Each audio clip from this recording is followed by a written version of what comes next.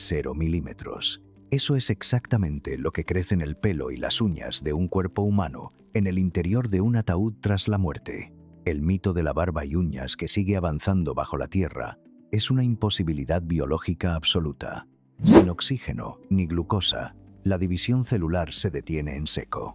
Lo que ocurre no es crecimiento, es pura retracción. Y sin embargo, esta estampa perturbadora lleva generaciones asustando a la cultura popular, repetida, y que sigues creyendo.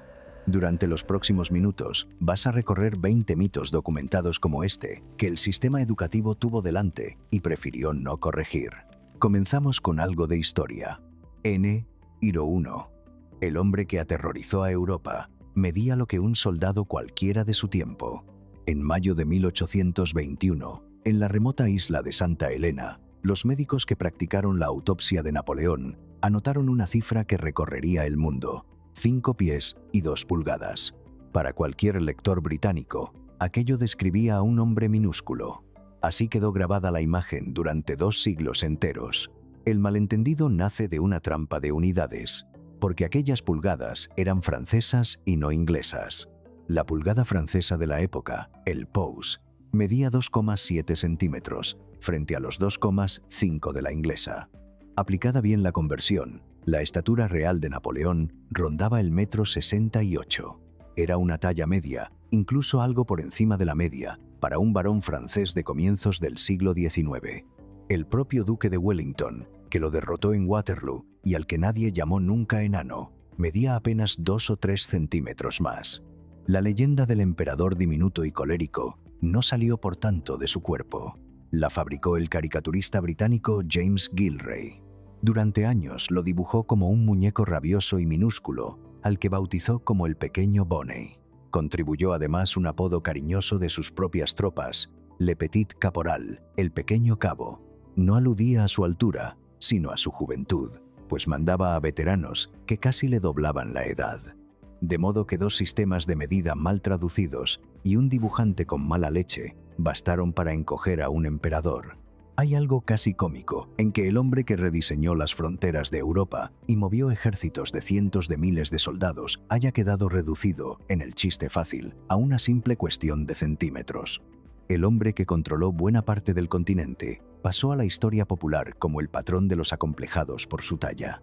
Iro II. Quienes levantaron la mayor tumba del mundo cobraban, comían carne y tenían médico. Fue Heródoto, el mismo historiador que nos legó las Termópilas, quien escribió que las pirámides se habían construido a base de esclavos castigados a latigazos. Hollywood tomó esa frase y la multiplicó en cientos de escenas de gente encadenada arrastrando bloques bajo el sol. La escena terminó por convertirse en certeza escolar. La arqueología de las últimas décadas ha desmontado el relato pieza a pieza, y la prueba llegó casi por accidente. En 1990, una turista a caballo tropezó cerca de Giza con un muro semienterrado que resultó ser una tumba. Poco después, el equipo del egiptólogo Mark Lehner empezó a sacar a la luz una ciudad entera de constructores. Era el poblado de los obreros, con panaderías a gran escala, fábricas de cerveza, almacenes, dormitorios y hasta instalaciones donde se atendían fracturas.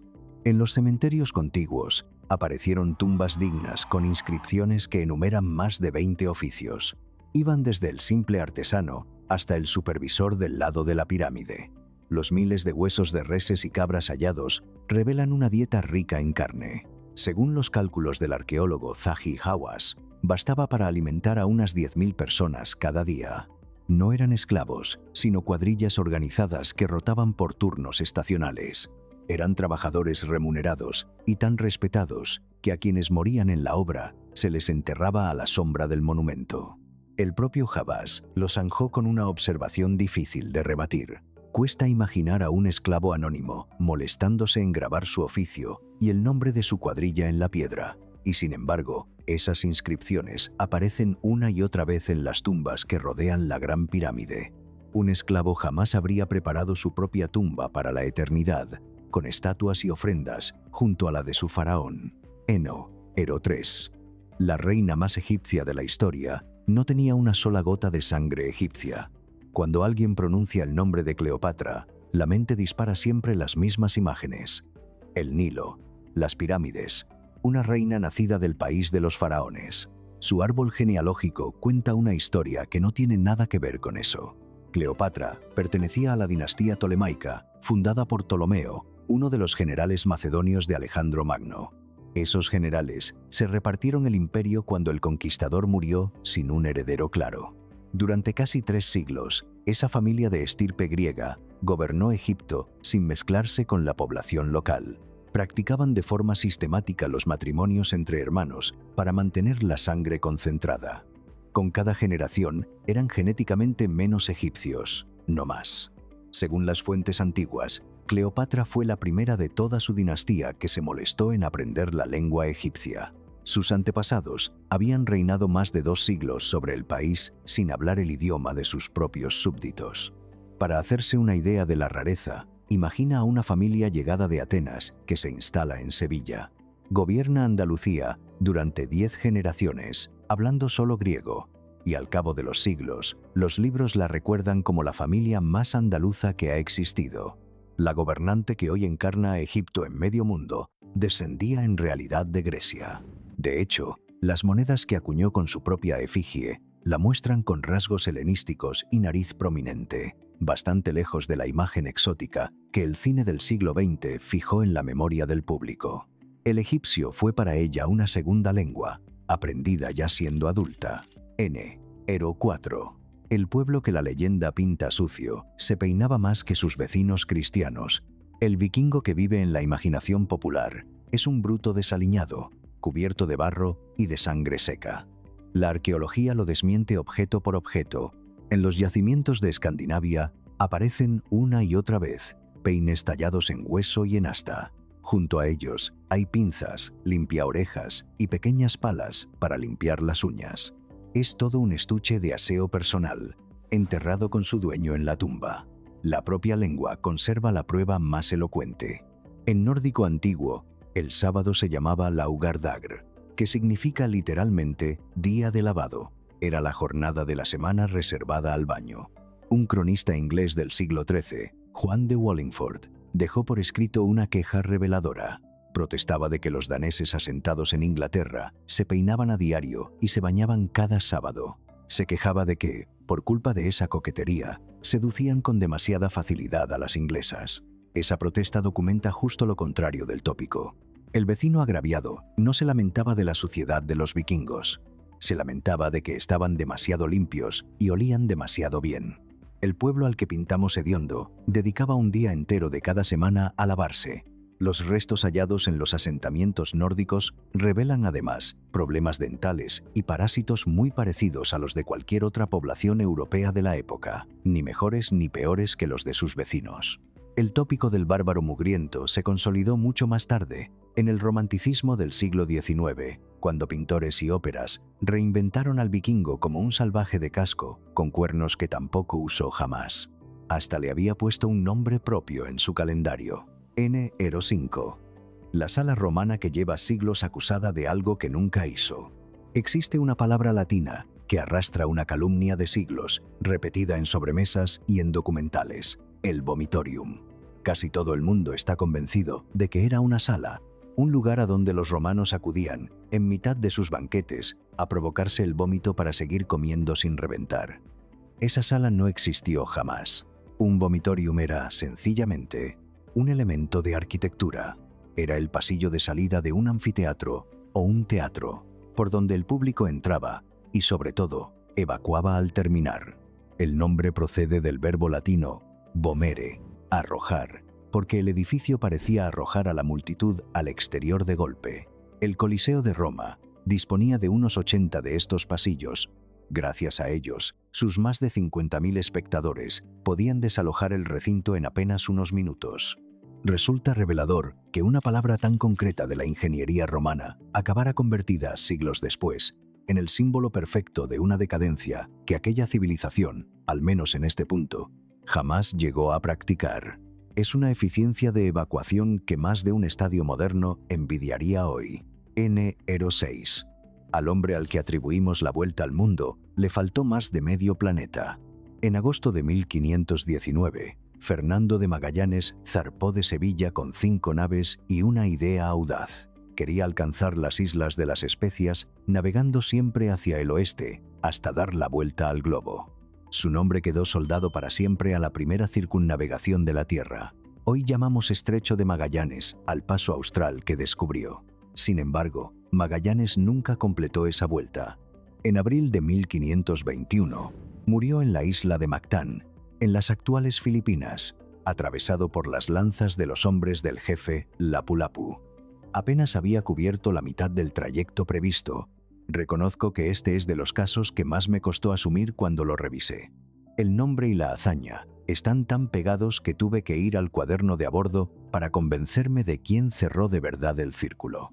Quien lo cerró fue Juan Sebastián Elcano, el marino vasco que tomó el mando de la única nave que aún flotaba, la Victoria. La condujo de regreso a Sanlúcar de Barrameda en septiembre de 1522, completando él la primera vuelta entera al planeta. De las 5 naves y los más de 250 hombres que partieron, regresó un solo barco medio podrido y 18 hombres demacrados. El único que dio literalmente la vuelta completa fue Elcano. Por eso, durante siglos, los manuales de medio mundo premiaron con toda la gloria al capitán que tuvo la idea y dejaron en una nota a pie de página al marino que de verdad sobrevivió para contarlo. Es la diferencia silenciosa entre quien diseña el plano de una hazaña y quien paga su precio real. Una distinción que la memoria popular casi nunca se molesta en hacer cuando reparte la gloria entre los nombres. Al hombre al que se la atribuimos, llevaba año y medio enterrado en una playa filipina cuando la expedición tocó puerto. Número 7. Los que inventaron la pólvora buscaban exactamente lo contrario de la muerte. La sustancia que cambiaría para siempre la forma de hacer la guerra nació de una búsqueda pacífica y casi ingenua. Hacia el siglo IX, en la China de la dinastía Tang, los alquimistas mezclaban salitre, azufre y carbón. Perseguían un objetivo muy concreto y muy humano: dar con el elixir que concediera la inmortalidad al emperador. Encontraron precisamente lo opuesto a la vida eterna, y además lo sabían. Un tratado taoísta de la época advierte por escrito a los alquimistas del peligro. Aquella mezcla había chamuscado barbas, prendido fuego a las casas y herido a quienes la calentaban sin cuidado. La fórmula tardó siglos en convertirse en un arma seria. Durante mucho tiempo, se empleó sobre todo para fabricar fuegos artificiales y para espantar a los malos espíritus en las fiestas. China desarrolló lanzas de fuego, primitivas bombas y cohetes mucho antes de que la receta viajara hacia el oeste. Cuando la pólvora llegó por fin a la Europa medieval, ya cargaba a sus espaldas varios siglos de historia china. El relato occidental, obsesionado con cañones y mosquetes, tiende a borrar de un plumazo todo ese pasado. Para que te hagas una idea del desfase, cuando en Europa apenas se fundían los primeros cañones, en China la pólvora llevaba ya casi 4 siglos, iluminando cielos de fiesta y reventando murallas enemigas. El propio nombre que le dieron los chinos, Huoyao, significa medicina de fuego, un recuerdo fósil de aquella farmacia imperial que perseguía la vida eterna y encontró justo su contrario: pensar en aquellos sabios inclinados sobre sus crisoles, buscando la eternidad y obteniendo a cambio la pólvora, resume bastante bien la ironía con la que la historia suele responder a las ambiciones más desmedidas del ser humano. Unos hombres que solo querían no morir nunca dejaron, sin pretenderlo, la receta con la que la humanidad aprendería a matarse a distancia. N. Hero 8. A las brujas de Salem las mató una cuerda, jamás una hoguera. La asociación es casi un reflejo automático. Brujas de Salem, hogueras, cuerpos ardiendo entre el humo en la plaza del pueblo. En el Salem Real de 1692, en la colonia inglesa de Massachusetts, no ardió ni una sola persona acusada de brujería.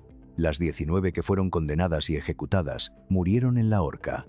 Las colgaron de las ramas de un árbol, en una loma a las afueras, ante la mirada de sus propios vecinos.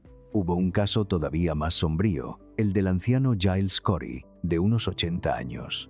A él ni siquiera lo ahorcaron. Como se negó a declararse culpable o inocente, para no perder sus bienes, lo sometieron a una tortura de aplastamiento. Le apilaron piedras sobre una tabla colocada en el pecho hasta matarlo lentamente a lo largo de 2 días. Varias personas más murieron de frío y enfermedad en las celdas hacinadas, esperando un juicio que para algunas no llegó nunca.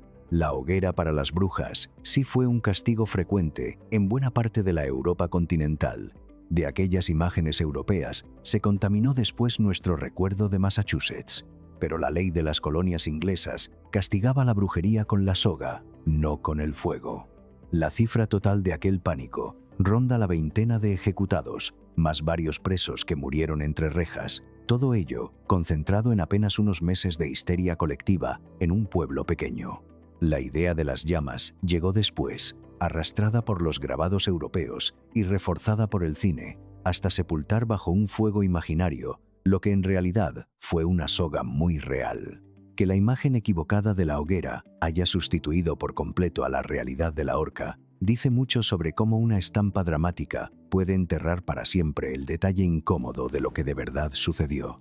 La estampa más repetida de la caza de brujas norteamericana muestra un castigo que en Salem no se aplicó ni una sola vez. N-09. El gesto que casi todos creen romano nació en un cuadro pintado en 1784. El brazo extendido, rígido, con la palma vuelta hacia el suelo. Ese saludo lo asociamos de inmediato a la antigua Roma, a sus legiones y a sus emperadores. Por más que rebusques en el arte romano que ha llegado hasta nosotros, no lo encontrarás por ninguna parte. No existen estatuas, ni relieves, ni textos antiguos que describan a los romanos saludándose así. El gesto no procede de Roma, sino de un lienzo muy concreto. Se llama El juramento de los Horacios, y lo terminó el pintor francés Jacques-Louis David en 1784, en vísperas de la Revolución. En él, 3 hermanos alzan el brazo hacia su padre en una pose dramática inventada para la escena. Del cuadro, el ademán saltó al teatro, y del teatro al cine mudo de comienzos del siglo XX, que lo repitió sin descanso en sus epopeyas sobre la antigüedad. A fuerza de repetirlo en la pantalla, quedó fijado como una verdad visual incuestionable. Desde aquellas películas, lo adoptaron después distintos regímenes europeos del siglo XX, que buscaban revestirse del prestigio del mundo clásico. Así que cada vez que una superproducción muestra a un legionario con el brazo en alto, no cita un documento del imperio. Ni siquiera el latín para saludar implicaba ese gesto. Los romanos tenían formas muy variadas de mostrar respeto, y ninguna quedó fijada como el brazo rígido y extendido que imaginamos hoy. Es uno de esos casos en que una imagen poderosa, repetida en cientos de pantallas, acaba pesando más en la memoria colectiva que todas las piedras y los textos que de verdad nos legó Roma. Es inquietante pararse a pensar cuántas certezas visuales sobre el pasado proceden, en realidad, de un cuadro, de una película o de un cartel, y no de una sola piedra escrita por quienes de verdad vivieron aquello. Cita la ocurrencia de un pintor francés del siglo XVIII. Número 10. La frase más cruel, atribuida a una reina, la escribió un filósofo cuando ella tenía 10 años. Que coman pasteles. Esa breve sentencia es, para la posteridad, la prueba definitiva de la frialdad de María Antonieta. La habría dicho ante un pueblo que se moría literalmente de hambre. La reina jamás pronunció esas palabras. La frase, en su versión original, que coman brioche, aparece por escrito en las Confesiones de Jean-Jacques Rousseau, redactadas hacia 1765. El filósofo se la atribuye a una gran princesa a la que ni siquiera llega a poner nombre. En esa fecha, María Antonieta era una niña de unos 10 años que vivía en Austria, a cientos de kilómetros de Versalles. No tenía la menor relación con Francia ni con su corona, y no llegaría a París hasta 5 años más tarde, para casarse con el futuro Luis XVI. Hay todavía más. Variantes de esa misma anécdota circulaban por Europa desde el siglo XVI, atribuidas a otras nobles, mucho antes de que la archiduquesa naciera. La conexión concreta con María Antonieta no aparece documentada hasta décadas después de que la guillotina le cortara la cabeza. Para entonces, ya se había convertido en el blanco perfecto sobre el que descargar cualquier desprecio. Conviene recordar, además, que la reina llegó a financiar obras de caridad y se interesó de cerca por las hambrunas de su tiempo, justo lo contrario de la mujer frívola que la frase apócrifa quiso dibujar. Pocas frases resumen mejor el poder de la propaganda que esta, capaz de condensar el odio de toda una revolución en apenas 6 palabras que su supuesta autora no llegó a pronunciar jamás en toda su vida. Le colgaron una frase que un filósofo había escrito siendo ella una cría, en otro país, sin saber siquiera que existiría una reina a la que culpar. Número 11. El mapa de sabores de tu lengua que dibujaste en clase nunca existió. En casi todas las escuelas se enseñó el mismo esquema. La lengua dividida en regiones, lo dulce en la punta, lo amargo al fondo, lo salado y lo ácido en los costados. Ese mapa nació de un error de traducción. Procede de un estudio alemán de 1901 que un investigador estadounidense reinterpretó décadas después, exagerando diferencias mínimas hasta convertirlas en zonas tajantes. Cualquier parte de la lengua que tenga papilas detecta los 5 sabores básicos. Pon un poco de azúcar en el fondo de tu lengua y notarás lo dulce exactamente igual de bien. Hasta este punto, hemos recorrido palacios, campos de batalla y emperadores. A partir de ahora, el terreno cambia por completo. Dejamos atrás los archivos de la historia y entramos en tu propio cuerpo, en tu cocina y en el mapa que mirabas de niño en clase. N. Herodoce. El emperador que nombró cónsul a su caballo quizás solo estaba humillando al Senado. Calígula, emperador de Roma, amaba tanto a su caballo Incitato que lo nombró cónsul, la magistratura más alta heredada de la República. La anécdota se cita una y otra vez como uno de los grandes ejemplos de locura imperial sin frenos. Conviene, sin embargo, mirar de dónde sale realmente. Las dos fuentes que la recogen son Suetonio y Dion Casio.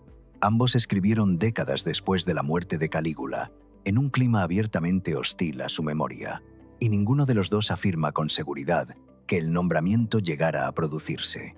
Suetonio se limita a decir que se rumoreaba que el emperador pensaba hacerlo. Aquí toca ser honesto con lo que sabemos y con lo que no. Las fuentes documentan el rumor y la intención, no el hecho consumado. Ningún registro oficial confirma que un caballo ocupara jamás el consulado romano. Muchos historiadores actuales leen el episodio como lo que con probabilidad fue en origen. Un gesto calculado para insultar a un senado al que Calígula despreciaba. Una forma descarnada de decirles que un animal haría su trabajo igual de bien. El relato del demente que coronó a su caballo puede ser, en el fondo, el sarcasmo de un tirano. Hay quien sospecha incluso que Incitato vivía rodeado de lujos, con establo de mármol y sirvientes propios, precisamente como parte de la misma burla teatral, dirigida contra la clase senatorial.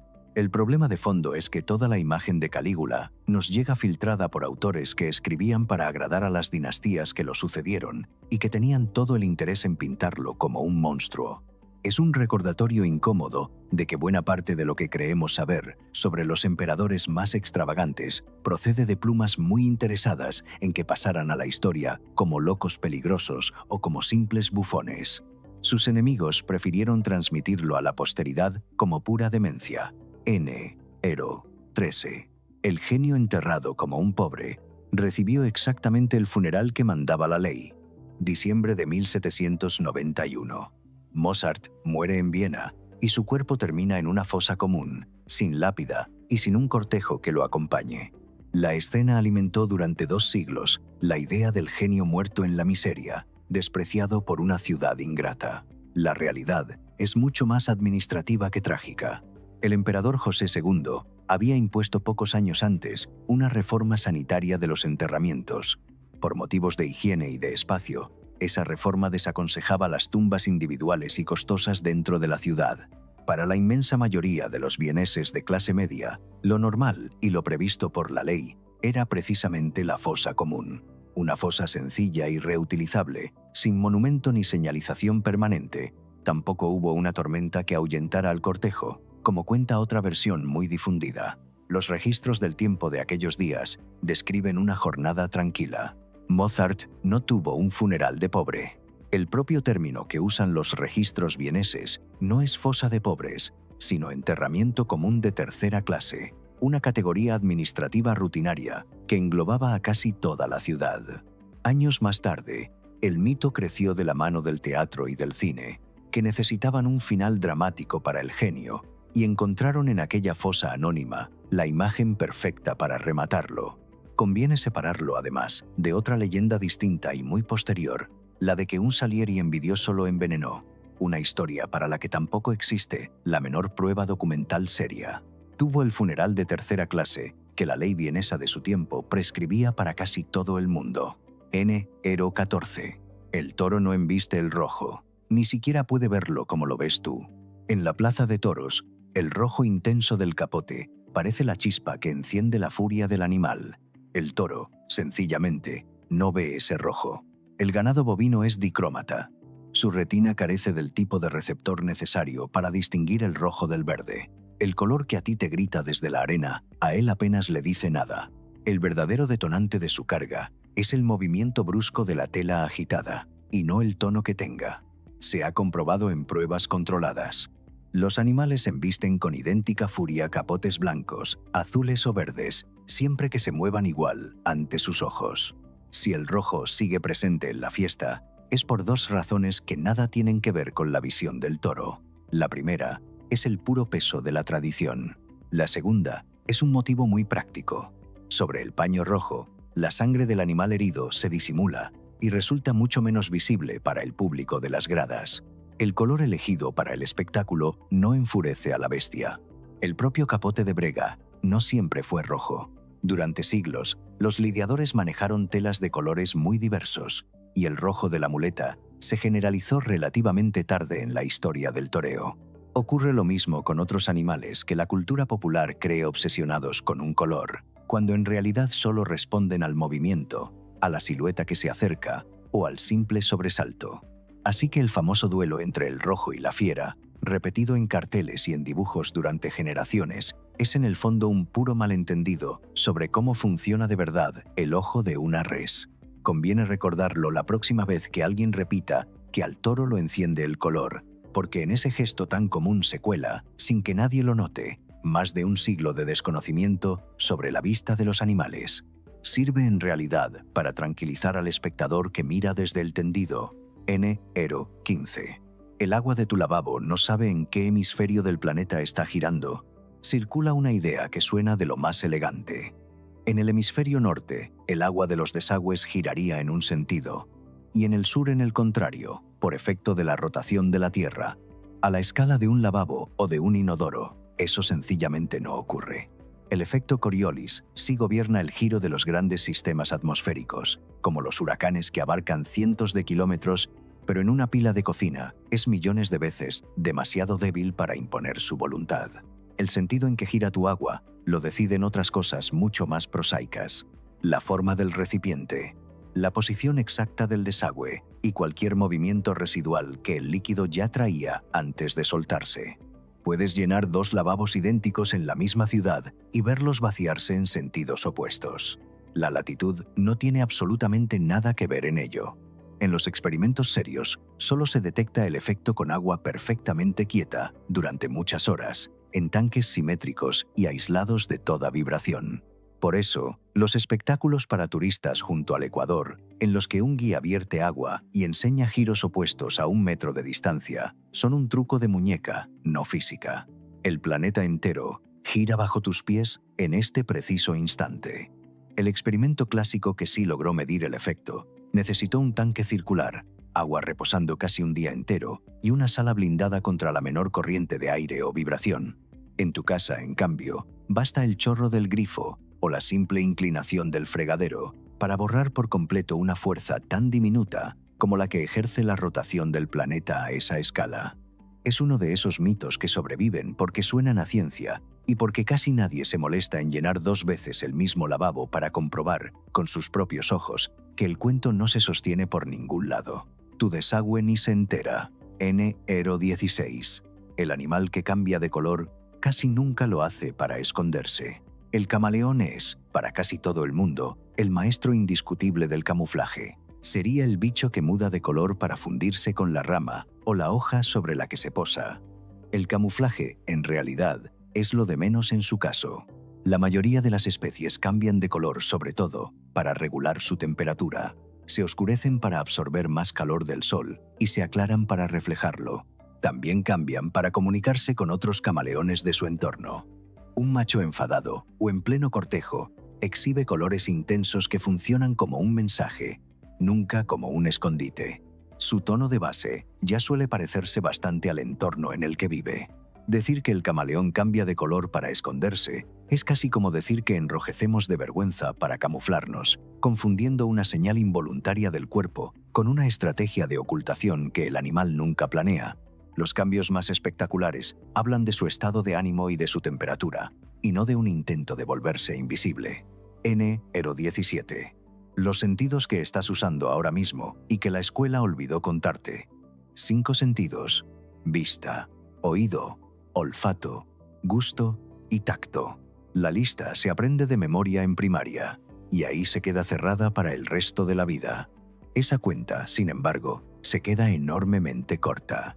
Ahora mismo, sin pensarlo, sabes si estás de pie o tumbado, sabes dónde tienes las manos sin mirarlas, y si la habitación está caliente o fría. Notas si tienes hambre, sed o el corazón acelerado. Todos esos son sentidos con nombre propio reconocidos por la ciencia. La propiocepción registra a cada instante la posición de tu cuerpo, mientras el sentido vestibular del oído interno se ocupa en silencio del equilibrio. La termocepción percibe la temperatura, la nocicepción detecta el dolor y la interocepción vigila el estado interno de tus órganos. Según cómo se decidan agrupar, los seres humanos manejamos del orden de una veintena de sistemas sensoriales distintos, y no 5. El número 5 viene nada menos que de Aristóteles, hace más de 2300 años. La escuela lo ha seguido repitiendo sin actualizarlo desde entonces. Tienes muchos más sentidos de los que te enseñaron a nombrar. Algunos de esos sentidos ni siquiera tienen una ventana visible hacia el exterior, como el equilibrio, que trabaja en silencio dentro de tu cabeza mientras caminas por la calle sin caerte. Reducirlo todo a 5 resultó cómodo para una lista escolar, pero dejó fuera justo los sistemas que te mantienen orientado, erguido y a salvo en cada segundo del día sin que tú te des cuenta. Cada vez que recuperas el equilibrio al tropezar o que te llevas la cuchara a la boca con los ojos cerrados, estás usando sentidos enteros que aquella lista de la escuela jamás se molestó siquiera en nombrarte. Los estás usando todos a la vez para sostener el cuerpo en el que ahora mismo lees esto. N-18. El pelo y las uñas de un muerto no crecen, es la piel la que se rinde. Hay una imagen inquietante que circula desde hace generaciones. Cabellos y uñas que seguirían creciendo dentro del ataúd durante días después de la muerte. Hasta la literatura de guerra recogió la escena, con soldados que imaginaban a sus compañeros caídos con la barba aún creciendo bajo tierra. No crece absolutamente nada. Tras el fallecimiento cesa por completo la producción de las células nuevas que harían crecer un pelo o una uña. Sin oxígeno ni glucosa que las alimenten, ese proceso se detiene en seco. La verdad detrás del fenómeno es una mera ilusión óptica. El cuerpo empieza a deshidratarse, la piel pierde agua y se retrae. Al encogerse, la piel se contrae alrededor de las uñas y en el cuero cabelludo. Entonces queda a la vista la parte de la uña y del pelo que antes permanecía oculta bajo ella. A simple vista, parece que han crecido unos milímetros. En realidad, siguen midiendo exactamente lo mismo que en el instante de la muerte. Los forenses lo conocen bien y lo usan para calibrar, no para datar crecimiento alguno. No es el pelo el que avanza hacia afuera. El ritmo al que la piel se retrae depende de la humedad y de la temperatura del entorno, y puede llegar a dar la impresión de una barba de varios días surgida de la nada en un rostro inmóvil. Es el mismo principio por el que los dientes de algunas momias parecen más largos de lo normal. No es que hayan crecido, es que las encías se han secado y han retrocedido a su alrededor. Conviene tenerlo presente, porque esa imagen macabra ha alimentado leyendas, novelas y películas de terror durante generaciones enteras, todas construidas en realidad sobre un fenómeno que no es más que pura física de tejidos secándose. Es la carne la que se rinde y retrocede. N-19. La montaña más alta del planeta no es la que coronas creyendo tocar el cielo. Todo el mundo sabe que la montaña más alta de la Tierra es el Everest, con sus 8.848 metros recortados contra el cielo del Himalaya. La frase solo es del todo correcta si le añades 3 palabras que casi nadie añade: sobre el nivel del mar. Porque la Tierra no es una esfera perfecta, sino que gira, y al girar se ensancha por el ecuador. Por esa razón, el nivel del mar en la línea ecuatorial queda unos 22 kilómetros más lejos del centro del planeta que en los polos. La consecuencia es que la cumbre del volcán Chimborazo, en Ecuador, a solo 1 grado del Ecuador, es el punto de toda la superficie terrestre más alejado del centro de la Tierra. Las cifras son tozudas. La cima del Chimborazo se encuentra a 6.384 kilómetros del centro del planeta, frente a los 6.382 de la cumbre del Everest. El Chimborazo gana por unos 2.168 metros, y eso a pesar de ser casi 2.600 metros más bajo, medido sobre el nivel del mar. Conviene ser muy precisos sobre dónde está el límite de esta afirmación. No es que el Everest deje de ser la montaña más alta sobre el mar, porque lo sigue siendo sin discusión. Es que la pregunta por la más alta del mundo depende por completo de desde dónde decidas medir. Y nadie te explicó jamás que había más de una respuesta posible. Si la mides desde el centro de la Tierra, el techo del planeta está en los Andes. Si la mides de la base a la cima, ni siquiera es esa, sino el Mauna Kea de Hawái, que arranca en el fondo del Pacífico y supera los 10.200 metros de roca apilada. Es quizá el ejemplo más limpio de toda esta lista, porque detrás no hay engaño ni propaganda de nadie, solo una pregunta mal planteada que aceptamos siendo niños sin reparar en que escondía más de una respuesta. La montaña que millones de niños señalaron en el mapa como el techo del mundo, solo lo es de verdad bajo una de las 3 maneras posibles de medir la altura. N-Ero 20. El mapa que colgaba en la pared de tu aula mentía sobre el tamaño del mundo. En la pared de casi todas las aulas del planeta, colgó durante décadas exactamente el mismo mapa. Es la proyección de Mercator, trazada por un cartógrafo flamenco en 1569 para ayudar a navegar y no para medir territorios con justicia. Sobre ese mapa, la isla de Groenlandia parece tan enorme como el continente africano entero. En la realidad, África es unas 14 veces más grande que Groenlandia. Cabrían dentro de ella 14 Groenlandias y todavía sobraría sitio. El truco está en cómo se dibujan las rutas de los barcos. Para mantenerlas rectas y útiles, la proyección estira las tierras cuanto más se acercan a los polos. Así infla sin piedad a Europa y a Norteamérica, y encoge ese enorme cinturón ecuatorial, donde vive la mayor parte de la humanidad. Generación tras generación, los niños aprendieron la forma misma del planeta sobre un dibujo pensado para gobernar océanos, no para representar continentes con honestidad. El mapa seguía clavado en la pared, curso tras curso, mientras los profesores señalaban en él los países uno por uno. Nadie lo descolgó nunca. Nadie escribió debajo que África no cabía entera en aquella esquina diminuta. Y esa es, quizá, la forma más limpia de entender por qué hemos llegado hasta aquí. No es que el mapa fuera inútil, porque para trazar un rumbo recto en mitad del mar resultaba brillante. El problema llegó al colgarlo en un aula y dejar que enseñara, sin querer, una geografía deformada. Aquel mapa deformado moldeó, sin que nadie llegara a decidirlo del todo, la idea que generaciones enteras se hicieron de qué países eran grandes, cuáles pequeños y, en el fondo, cuáles parecían importar más que los demás. No porque alguien mintiera con maldad calculada, sino porque el error ya estaba colgado en la pared, y corregirlo daba más trabajo que dejarlo. Vuelve por un segundo a aquella aula. Si has llegado hasta aquí, ya formas parte de la pequeña minoría que prefiere el documento incómodo a la versión cómoda de las cosas. De los 20 casos de hoy, hay uno que cuesta soltar más que todos los demás juntos.